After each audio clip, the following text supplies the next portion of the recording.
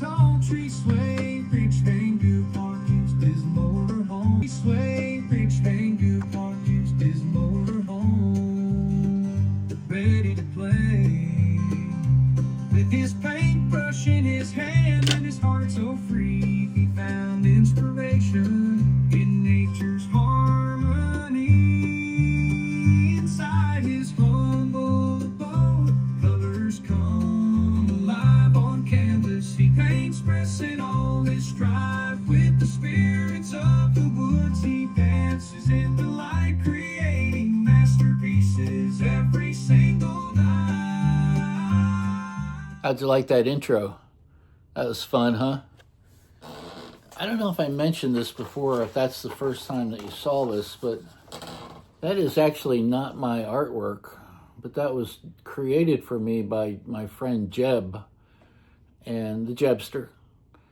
And he used AI to create it, and I'm probably going to paint Carl to match this, including the license plate and the font, everything. I just love it.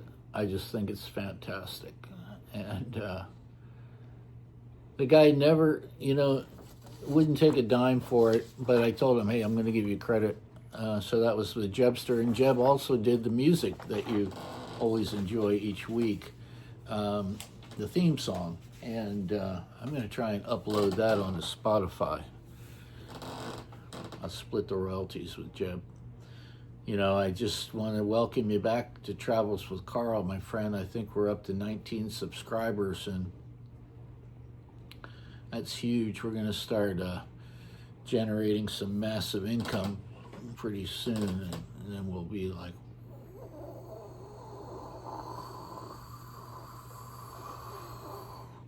we'll be driving around the country. Yeah, we'll be driving around the country pretty soon, you and me and Carl. And I had a great week. I hope you all did as well. And again, I hope you can appreciate the amount of integrity and accuracy and research that I give to this channel. I was stumped. Was that did the job that I'm going to talk about precede the Army? No, pretty sure it did not, but I'm getting documentation from the Social Security Administration office so we can confirm that. So, got back from Hawaii. Finished my term with the Army, and I don't know if you know this or not, but if you enlist in the military, wherever you enlist, that's called your home of records. Oh, today's episode, Travels with Carl, is brought to you by Topo Chico. Today we're drinking lime. And so they had to send me back to Maui, whether they liked it or not, And they send whatever you've accumulated. I'm sure there's a limit, whatever you've accumulated in the last, whatever your term of service was, and a car. In my case, they shipped my car back too, but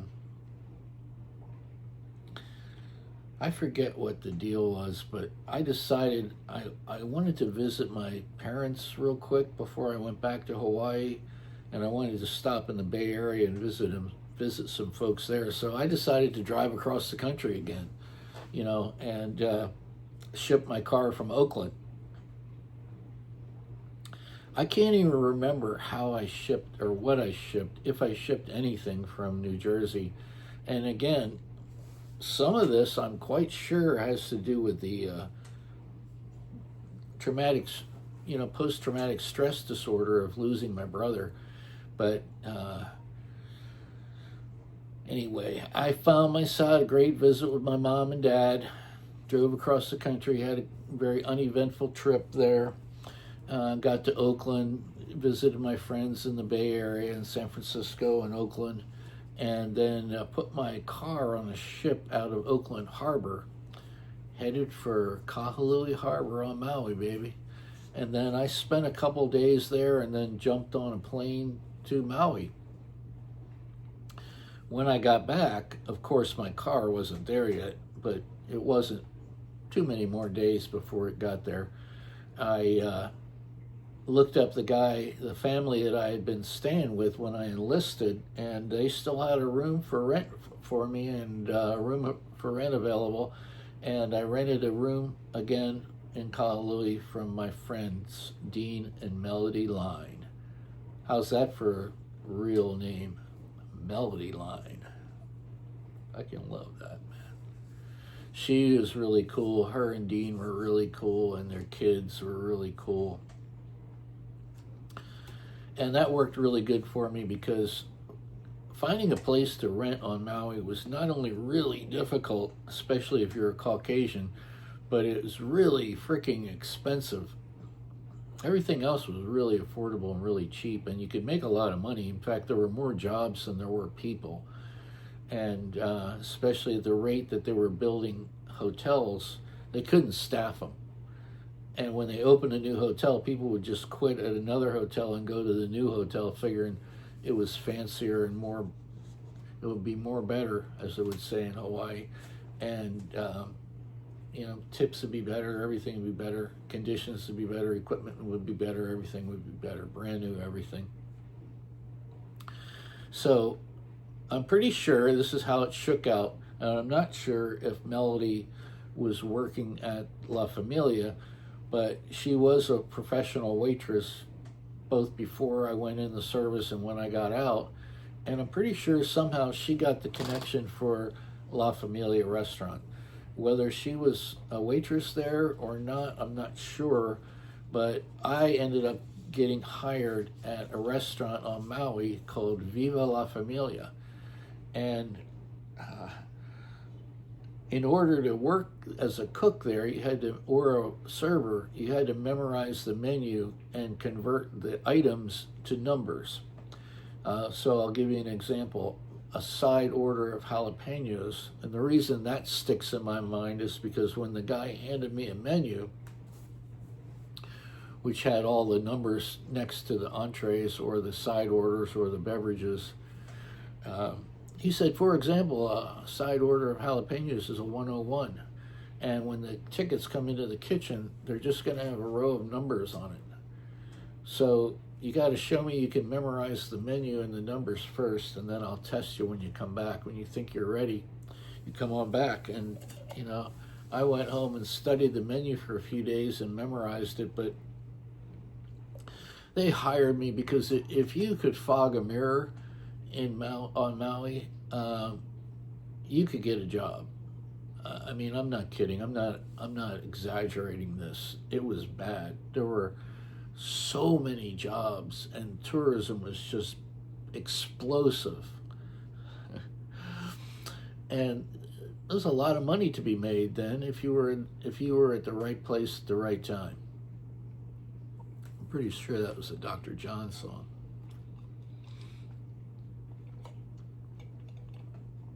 Love me some Topo Chico, man.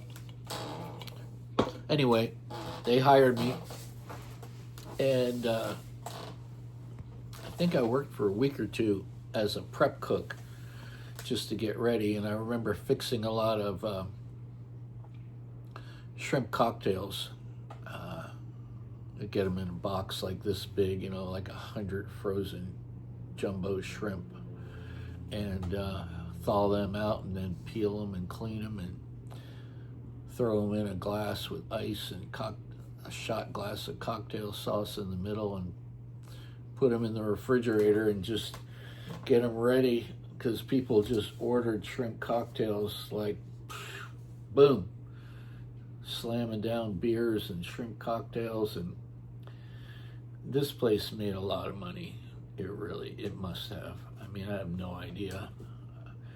I can only remember one number of any item that was on the menu, although I do remember eating a lot of chicken enchiladas with red sauce and beans and rice, and that's always my go-to meal in a Mexican restaurant. I learned how to make tostados, and I learned that flour tortillas are what you make the tostada dish out of, and you just press it down into a deep fryer with a pan that's the right shape and let it float around in there for a minute. And you want to make some tortilla chips, you just grab a corn tortilla and throw that down on the cutting board and cut it up into little triangles, throw them in the deep fryer, and you got yourself some fresh hot corn tortilla chips. Or of course, if you want flour tortillas, you can do the same thing. Didn't know that. So aside from learning how to cook Mexican food pretty good, pretty decent, I again, I'm not ready to open up a stand in Tijuana selling street tacos, although I probably could if Carl wanted to go. I guess I'd consider it. Anyway, it is rated or slated as one of the most dangerous cities in the world right now. That's fucked up, and you know why? I'm going to get off the track for a second. I'll go right back to Viva la Familia after I plug my book. Because of Prohibition, every city is more dangerous than it should be. And this especially affects Mexico, the United States, Canada, and all of the major Western European countries. Even other countries, even Africa, Morocco, because when anything is illegal and people have a desire to obtain it, it will find its way to the black market. That's the law of supply and demand. It never wavers. If there is a supply, the demand will meet it. Okay? So I have to plug my book, Amendment 21-A. You can go straight to the Amazon, click on the book section, type it in, Amendment 21- and the letter A. Okay, the numerals 21-A.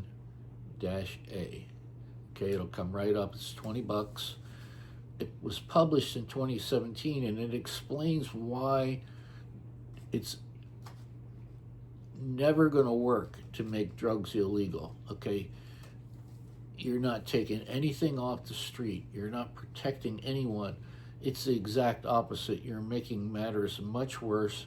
You're creating a whole nother level of crime, because people that really want to do drugs that are $100 a gram are going to eventually start stealing or whatever, or stealing or dealing to supply their need, unless they're,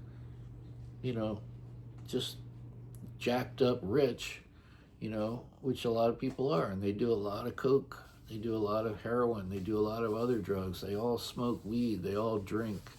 Okay, so Amendment 21-A, and then I'll promote my website too while I'm monetizing this bitch. Okay, www.vangogh, VANGOGH.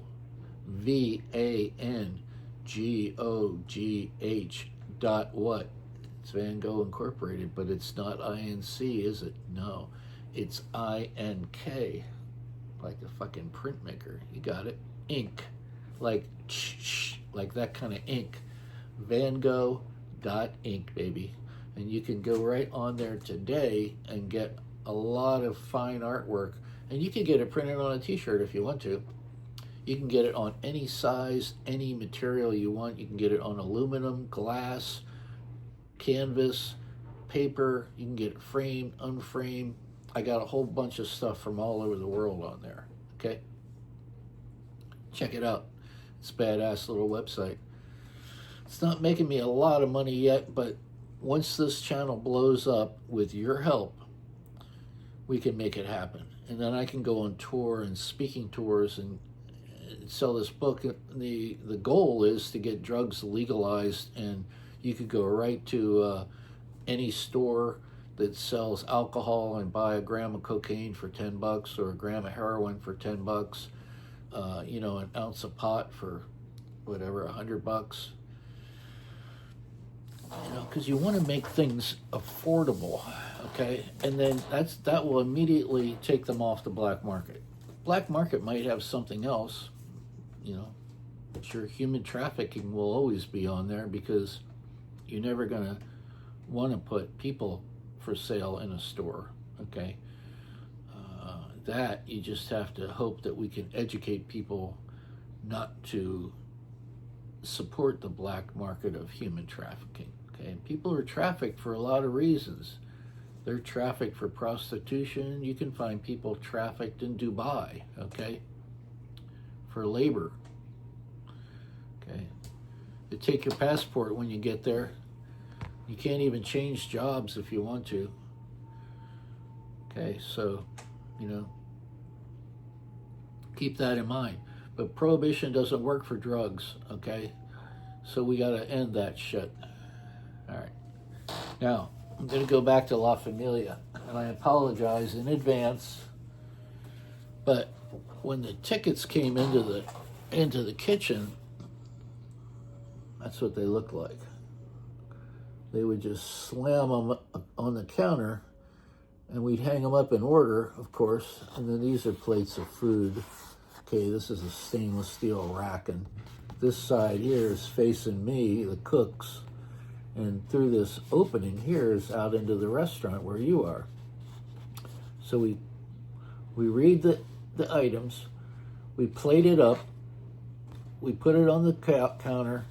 The waitresses and waiters come in, pick it up. We take the ticket, throw it on one of those spikes that sticks up in the air. And by the end of the night, man, we just had a fucking stack of tickets. But these tickets would come in so fast and furious that I would just get out in the weeds, man, and I would have like no idea what a 14 or a 15 was for a minute. And the other servers that have the same problem, you just go smoke a cigarette, man, go take a break for a minute. Go ahead, we got this. And then you just be like, call that being out in the weeds, okay? It doesn't just happen to waiters or servers or cooks. It can happen to anybody in a fast-paced business where you just can't keep up with it anymore. That's how it is. Sure, could we have used another cook back there? Yeah, but there isn't a lot of room back there either. So, but I digress. That's what it felt like to be in the kitchen, and I loved it because it was good food, and it was affordable too, and so it was always packed, and it was family friendly, and and it was good times. The noodle salad, and I got to be a pretty good cook for Mexican food. We had a Mexican guy there. We had a guy from Spain. I remember there was another guy that was a local guy in the kitchen, and I'm pretty sure that I was the only Caucasian. I was the only white guy there in the kitchen anyway. There were plenty of white servers because servers, for the most part, most of the servers in a lot of their restaurants were white men and women, and a lot of them were surfers. And they were, they just came to Maui to surf and pick up a quick job. And serving is like you can serve, once you know how to, if you're a good server and you can speak the language, you can serve anywhere in the world. It's pretty much true with cooking too, but cooking takes a little more skill, okay? Serving, although no disrespect meant to servers, and I'll talk more about that next week, give it away a little bit. Next week is another restaurant, but you'll see I won't be a cook in that job. I'll have a completely different job, completely different restaurant. But a lot of the servers were Caucasians and surfers, and it was pretty wild to be around so many surfers that they just lived for fucking waves, man. That was all they wanted was a 6-foot tube, and they were good. I think that's enough about La Familia. So I plugged my book, I plugged my website, and I guess socially, politically, today, what I have to talk about is I saw something very disturbing last night on PBS, and it struck home because this woman was picking olives, and I now own about 20 olive trees. You know, go figure. But olives will grow even in a place like Israel, you know, or Palestine. You only have to water them for like maybe when you plant them, maybe a year. And then after that, their roots are so deep, they'll grow almost anywhere that's dry and hot and has a lot of sun. And this woman was just trying to pick some her olives, and these settlers, I'm not even sure what settlers are. I'm pretty sure they're Jews from Israel, but I don't know if they're trying to take over the North Bank or what they're. I'm not exactly sure. And I'm going to research it so I educate myself better. But about a handful of these guys showed up and started attacking this woman with sticks and put her in the hospital, man. And she had a brain bleed, and you know, I mean, serious shit. These fuckers should just be fucking waxed right there in the fucking olive grove and just put them in a shallow grave. The soldiers were like totally ignoring like what they were doing. Like, oh, they're settlers, it's okay. You know, they're just beating up a 80-year-old Palestinian woman. So I say that the Netanyahu's fucking war criminal, just like Pete Hegseth. So I couldn't even watch it. I mean, I watched it as long as I could. I watched it, unfortunately, long enough that visual is emblazoned in my head, and I'm sorry if I just put it in your head too. But we need to intervene with this somehow to stop Netanyahu from just continuing his war crimes. And then we have to stop our own country from continuing its war crimes, because what Pete Hegseth is doing in Venezuela in the open ocean, that's a war crime. Okay, you can't shoot unarmed people for no reason. You don't even know that that's cocaine in there. I mean, it is, but you don't know that, and you don't know if they have any weapons at all, and they're not attacking anybody. They're driving very fast across the ocean, what appears to be tightly wrapped big blocks of cocaine, which is exactly what's happening. But that doesn't mean you can just shoot them. No, if you want to stop them, you can board their boat, and then if it is cocaine, you can seize the cocaine or you can arrest them, but you can't just kill them. Okay, that's a war crime.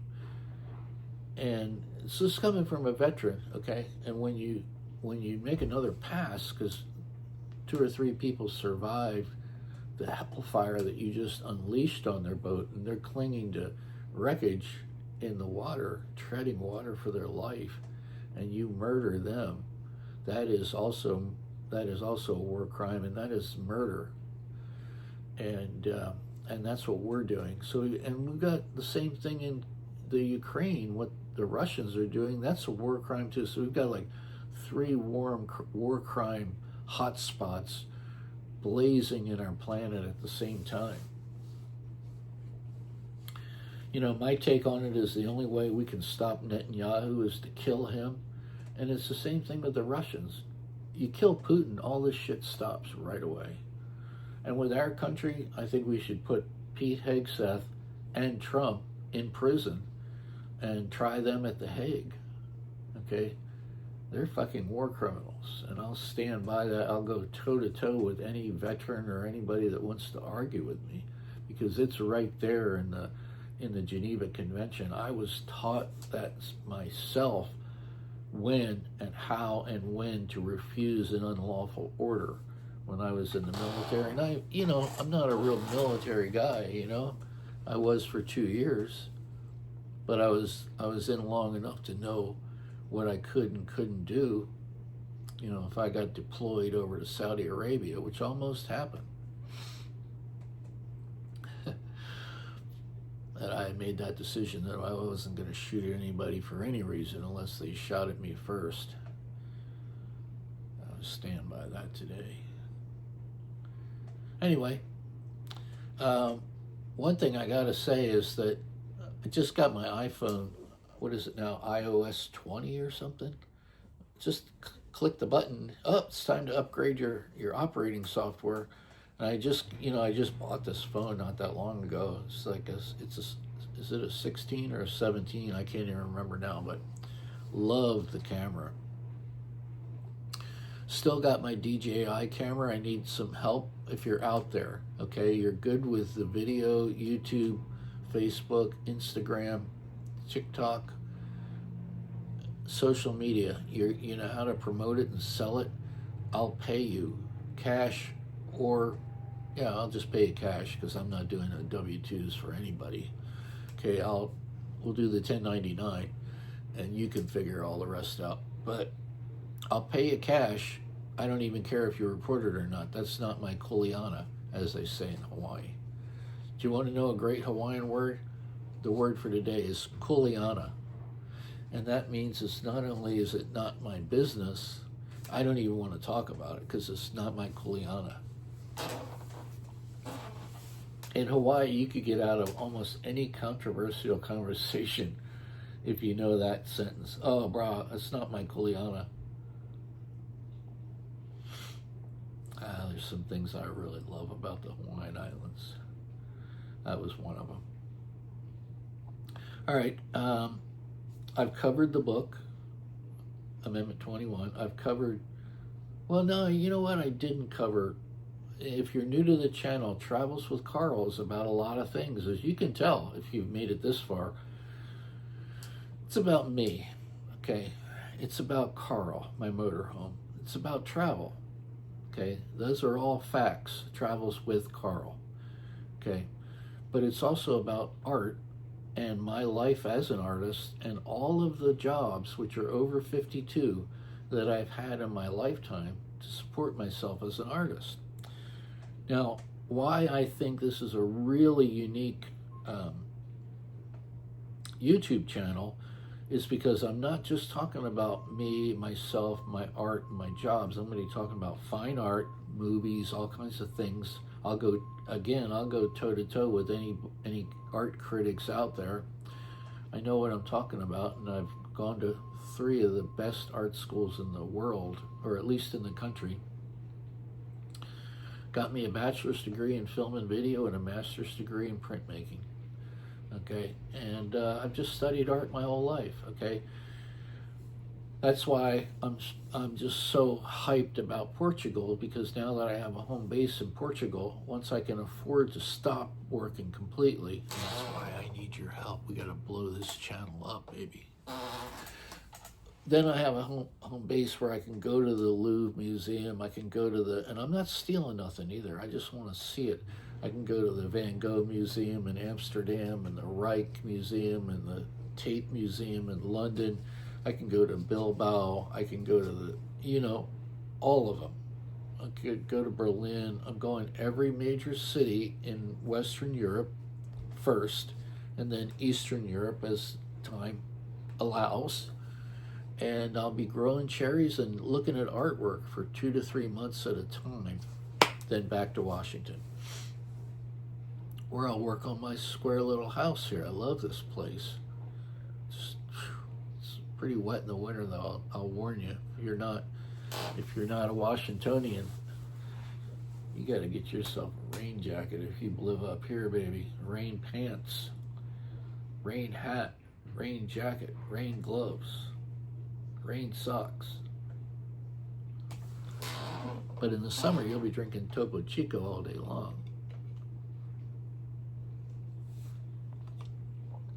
Throwing some shrimp on the Barbie. I think I've pretty much covered it for today. We're at 28:46, and I just really appreciate your watching me. Hopefully I'm entertaining. Okay, I was going to mention a girl that I dated. Her name was Misdemeanor. And I was just thinking the other day, like, You know, it should have, when she told me her name was Misdemeanor, okay? And she didn't want to tell me her first name either. She said, "I mean, you just call me Misdemeanor, honey." I mean, she was from the South, okay, so I get it. Misdemeanor. But, when she didn't want to tell me her first name, I'm like, well, then you can just call me Mr. Van Gogh, okay? Call me Richie or Rich anymore. You just call me Mr. Van Gogh if you want me to call you Misdemeanor. But the chick was it was a lot of fun, okay? I hope you're having fun out there, girl. Anyway, you know me, everything is a true story here on this channel, except for the things that I have a little twist on it, okay, every once in a while. But all the jobs are real. No names are getting changed because there ain't no innocent people here to protect. But in the meantime, you have fun, you take care, you live large, and let's ride, baby. Let's ride. Surrounded by the beast, the birds and the breeze, his motor home in the woods where creativity sees.